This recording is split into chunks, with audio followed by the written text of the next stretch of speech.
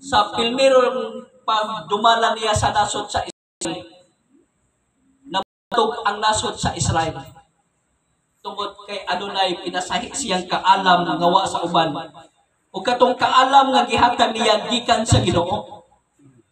O gani atong makita dinhi nga nabantog siya sa daghang mga nasod. Apan sa dihang nagkadako na mga igsoon, si Solomon bibiya sa Ginoo. Mauna nga ang iyang ibuhat, gipakaslan niya ang mga prinsesa o kaning daghan na pod siya o kanang mga babae. Dili naman siguro to ingon nga kanang babae nga kuan mga dato jud siguro gawas sa mga prinsesa, mga dato pod siguro to. Mao ang nahitabo ni Solomon, adunay nahitabo nga gitawag og political marriage. Kani political marriage ba? Sa diha ngay napakaslan ni Solomon ang mga prinsesa, wala gadyoy gubot sa ilang mga kasikbit nga mga nasod. Pero aduna sila'y gubot sa Ginoo. Adunay nahitabo nga Cold War between sa Ginoo ni Solomon tungod kay ming kompromiso o ming pahilayo si Solomon tungod kay nagahimo na siya kaugalingon ng pamaagi aron ma-preserve niya ang lingharian. Way gira nga nahitabo pero adunay gira batok sa Ginoo ug diha kaniya. Mao na nga atong likayan mga igsoon nga mupahilayo kita sa mga nindot nga pamaagis Ginoo ug maghimo tag kaugalingon nga matan-aw nato nga the best para nato pero mao ditoy hinungdan nga makapahilayo nato sa Ginoo. Daghang mga nindot nga mga the best nga atong mahuna-hunaan pero kanang mga the best nga atong mahuna-hunaan kung atong eksaminon diha sa pung sa Ginoo sukwahi di ay. Maumingon ang Bible diha sa Proverbs chapter 3 verses 4 to 5 nga trust in the Lord with all your heart and do not lean your own understanding. Sumalig kamo sa Dios sa bugos niyo kasi kung ayaw gayud kamo pag depende sa inyong namauhan. Ano man ang atong namauhan limitado ra. Ug sa ingon dinhi be not wise in thine eyes, fear the Lord and depart from evil. So, dili ta magmaalamon sa atong makita di ay. Kaya usahay mo ni atong basihan. Mabitaw nga, pagpili nila sa ilang pilmirong hari nga si Saulo, ilang gitanaw si Saulo, head and shoulder. Or about ang siyang pumitaw nga head and shoulder. Sakto, barog. Guwapo. O man yung mga requirements. Oh. Nabitaw dito sa among convention dito sa Kuan sa Cebu. Mura ba kuan pod ba? Ningon ko. Mura ka jud pod nga angay magpasto. Daghang pong angadyan ang tan-aw. Pero dili nga na ang pamaagis Ginoo tungod kay wa man sa kanang naay bagay kundi ang kanunay gilantaw sa Ginoo kaning atong kasing-kasing. Mao na nga siguro na ubang mga tao nga dili gadud makasalig tungod kay naman gadud po yung mga pastor nga kada gadong pang ang ilang capacity pun ba nakoy among nailan ditong pastor nga 23 years na siya nga nagpastor pero wa jud ay nas pabraytanay sa palahutan sa iday na o sa papaob sa nayda sa kasing-kasing. Ano man, sa pila ka box nila, 100 plus sila, pero pila na laman sila kamuok ang lahutay. Sa amo bitong pag-eskwela sa Bible School dito sa Kuanta Cloban, 170 me. Pero dili sa related, duha na namin na nagpayoniring. Ang usa tas bukid, ang lias ubos.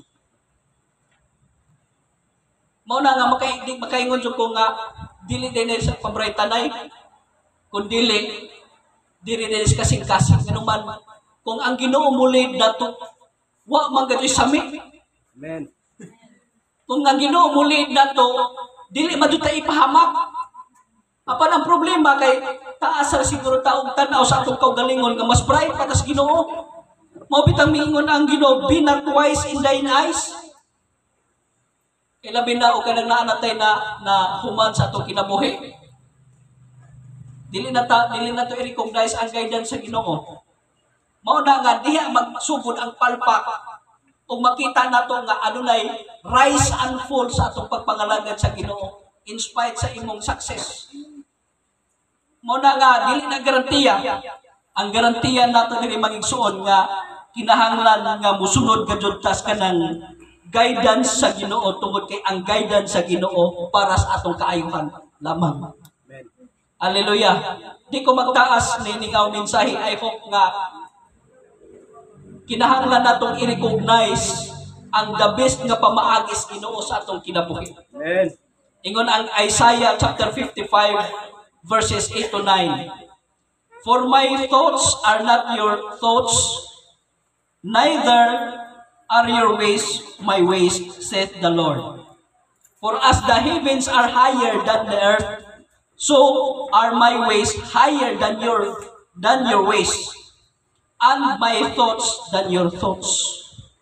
So ingana ba ang atong tanawon ang kalainan?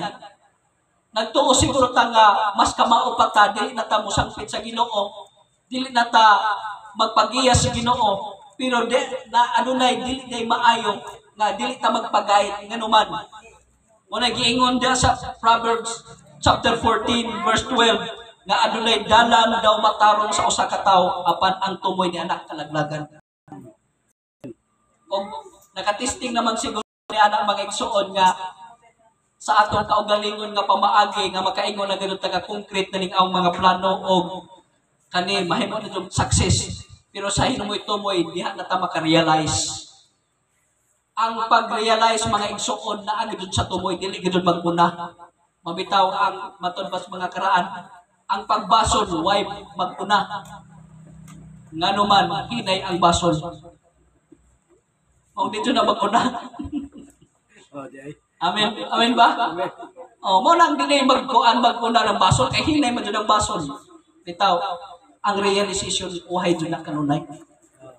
Mao na nga kinahanglan ta nga magpag-guide sa Ginoo nganuman, for my thoughts not your thoughts, neither are your ways my ways, saith the Lord. For as the heavens are higher than earth, so are my ways higher than your ways. Mao na kanunay gid ta magpag-guide sa Ginoo sa matag decision making nga atong pagabuhaton.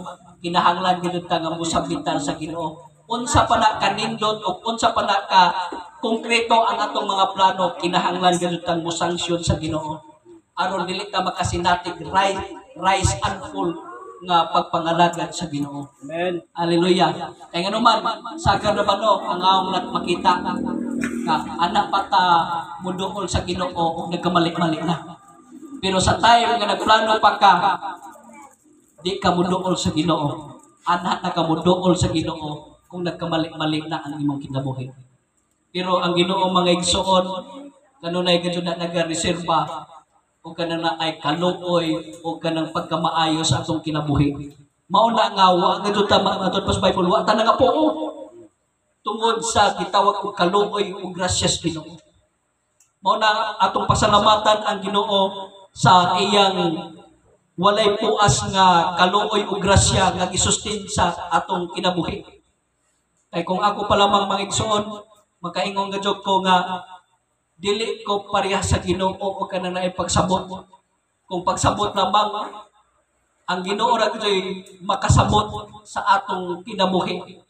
Muna nga ang pastor sa time nga matiguang na pod sama ni Samuel, injo na pong sabton.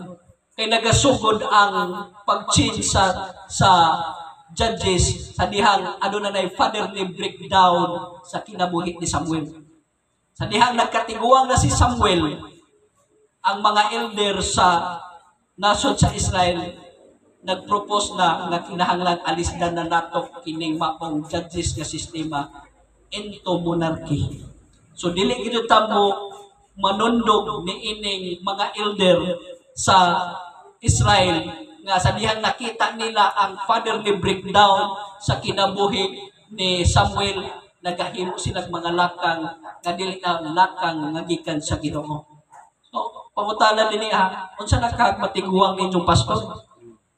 Unsa magbalik-balik din ang wali?